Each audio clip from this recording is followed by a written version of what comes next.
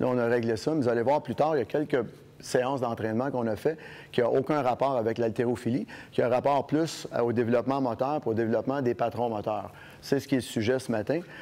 Auparavant, on croyait que c'était très tôt jeune. Maintenant, avec la neuroplasticité, toutes les nouvelles recherches, j'ai des gens qui ont 75 ans qui font encore d'énormes progrès. Donc, on est capable de réengrammer des mouvements très, très rapidement. J'ai l'honneur d'avoir Jeannie Jacinto avec moi. C'est une de mes premières athlètes Cirque du Soleil, une des premières contorsionnistes qui était dans le temps aussi, puis elle est encore contorsionniste. Donc, de temps en temps, je vais parler de Jeannie, un peu de son parcours, parce qu'en tant que contorsion, c'est pas juste de se mettre en différentes positions, c'est se tenir sur une main. On voyait ses entraînements, c'est assez exceptionnel. J'ai mis la pyramide d'apprentissage. Malheureusement, je ne l'ai pas trouvé en français. Ça fait des années qu'on a ça, William and Schellenberger. Ce qu'on va passer aujourd'hui un peu plus de temps, ça va être au niveau vestibulaire, proprioception et awareness of two sides of body. C'est la prise de conscience pour nous, c'est peut-être la moins entraînée en préparation physique. Souvent, on va donner des commandements, on va parler, on va toucher, mais l'athlète ne sait pas vraiment quoi faire. Donc, c'est la fonction cognitive dans l'apprentissage, c'est toujours le premier. Je ne passerai pas énormément de temps, vous avez déjà le tableau. Ocular Motor Control, ça va être au niveau vestibulaire, au niveau des yeux en même temps. On s'en sert beaucoup en posturologie. Bon, est-ce que c'est génétique ou environnemental, le développement moteur? Bon, c'est sûr qu'il y a des facteurs génétiques. On a fait beaucoup de recherches. Il y en a une plus loin que je vais vous montrer par rapport au niveau de la testostérone in vitro, par rapport à la longueur de l'annulaire avec l'index. Ça a été étudié à Oxford. Beaucoup, on a fait les mêmes tests. On arrive probablement aux mêmes résultats. Environnementaux, la même chose. Je parle environnementaux, ça va être avec la culture aussi, dépendant de votre entourage. J'ai des gens, je travaille beaucoup à Montréal dans la communauté juive, puis la joke, c'est que on achète des équipes, on n'est pas des bons athlètes. Par contre, je les obstine tout le temps, puis j'ai Jeremy Bloom, j'en ai plusieurs athlètes de religion juive qui sont allés aux Olympiques. Donc, mais ils n'étaient pas dans le même environnement. Ils n'étaient pas à Westmount. Ils étaient soit à Laval ou dans d'autres. Donc, c'est vraiment... Souvent, ce n'est pas rapport ethnique, c'est vraiment au niveau culturel. J'ai travaillé pendant 16 ans en Jamaïque, puis je peux vous dire que les mêmes gens qui étaient à Montego Bay, au Kingston, n'avaient pas le même développement moteur que mes autres Jamaïcains qui vivaient à la montagne. Même génétique, même chose. Donc, l'environnement fait un gros impact. Aussi, le problème qu'on a depuis 40 ans, c'est l'estrogène dans l'air qu'il y a. Si on voit un énorme déficit au niveau moteur, surtout chez les jeunes mâles, c'est effrayant.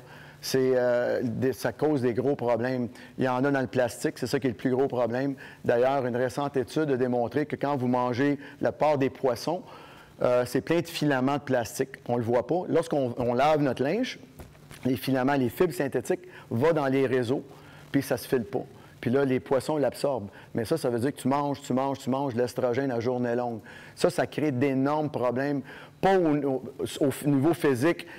Les jeunes sont de plus en plus gras, même s'ils bougent, parce que c'est pas vrai qu'ils bougent beaucoup moins. Ça, on a certaines études, mais l'estrogène va faire ça. Puis des comportements aussi. Moi, je coachais le hockey jusqu'à l'année passée. J'avais des gars de midget qui partaient à pleurer sur le banc si je levais le ton. Moi, j'ai 56 ans, puis si on faisait ça, ils nous auraient roulé dans la farine, puis ils nous auraient envoyé, ou ben non, dans le temps, avec le goudron et les plumes. C'est inconcevable. Donc, il faut faire très attention. Il y avait des comportements prémenstruels, puis ils ont même des seins, les jeunes. C'est très grave. La puberté est beaucoup plus tard, ils n'ont presque pas de poils. Ben, on le voit. Puis ça, on peut juste l'identifier au niveau de l'estrogène. Puis en plus, il va y avoir un retard au niveau du développement moteur. Parce qu'il y a une raison pourquoi, lorsqu'on fait le test de la différence entre l'annulaire et l'index par rapport à la testo in vitro, le développement moteur était plus précoce. Donc, il y avait pour faire l'exercice, il y avait une meilleure réponse. Donc, l'indice de Manning, c'est ce que je vous comptais par rapport au ratio digital, personne fréquemment égale. La longueur de l'index est reliée au niveau d'estrogène in vitro. Donc, moins il y a de distance entre l'index et l'annulaire, bien, plus il y avait de l'estrogène, et vice-versa. C'est plus. Donc, vous prenez votre main droite, vous regardez, mais moi, je suis chanceux là-dessus, là, ça va bien.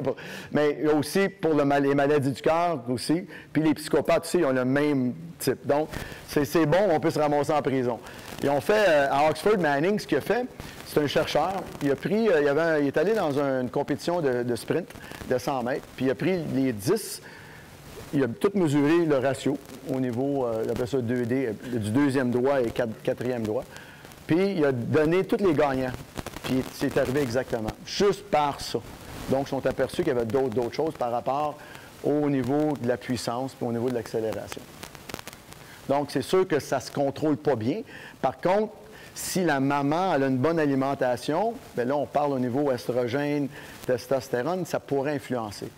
C'est où choisir des bons parents, mais ça, c'est assez dur là-dessus. Aussi, il y a certains facteurs, comme les études ont démontré qu'un joueur de hockey né en janvier va avoir plus de chances, comme Sidney Crosby, Gretzky. Les meilleurs joueurs sont venus au monde au mois de janvier. Par contre, il y a des exceptions, comme un de mes joueurs, Derek Brassard, en décembre. Donc, en janvier, ce qui arrive, l'inscription, c'est en janvier. Donc, c'est les plus vieux. Donc, le plus vieux a plus de... Par contre, en décembre, c'est les plus jeunes. Donc, si le jeune a un bon développement moteur, bien, il va jouer avec des plus vieux, mais à 7 ans, 11 mois, c'est beaucoup là, dans l'âge de développement, surtout au début de l'adolescence. Donc, il y a des exceptions, mais en général, joueur de hockey, vous regardez tous les stats, janvier, février, c'est tous les meilleurs joueurs. Puis, joueur de soccer, c'est juillet. Ça, par rapport, surtout en Europe, on a les stats de ça. Encore là, il y a juin. De temps en temps, tu vas en avoir que, je pense, le Messi, je pense qu'il est venu au monde en juin. Les codes d'exception vont être mieux à travailler avec des plus grands. Mais en général, lorsque tu domines jeune, ça te donne la confiance. Donc, au niveau de tes centres supérieurs, tu as plus confiance. Parce que ce qu'on fait, moi, j'ai toujours dit que notre métier, on est des prestigitateurs. 50 % c'est du placebo. Parce qu'on a fait des tests. J'ai donné les mêmes programmes d'entraînement à un de mes entraîneurs. Puis moi, j'étais avec mes d'autres athlètes, le même programme, puis on avait des conséquences puis des résultats complètement différents. Donc, c'est vraiment la façon de coacher, la façon... Si la personne a vraiment confiance en l'entraîneur, il y a déjà l'effet placebo qui compte. Ils ont fait une étude en pharmaceutique il y a quelque temps sur les médicaments pour l'asthme. Ils ont pris des gens, Merck Frost a envoyé une pilule bleue, une pilule rouge au pneumologue. Là, il y avait 100 personnes, 50 avec les bleus, qui étaient censés être placebo, puis les rouges, c'était censé être les vrais médicaments. Ils ont fait 3 mois, ils ont fait un crossover, ils ont payé le résultat. Le gars, il disait hey, « Envoie-moi les rouges, ça marche, c'est écœurant. » Il dit « On n'en a pas. » C'est quoi?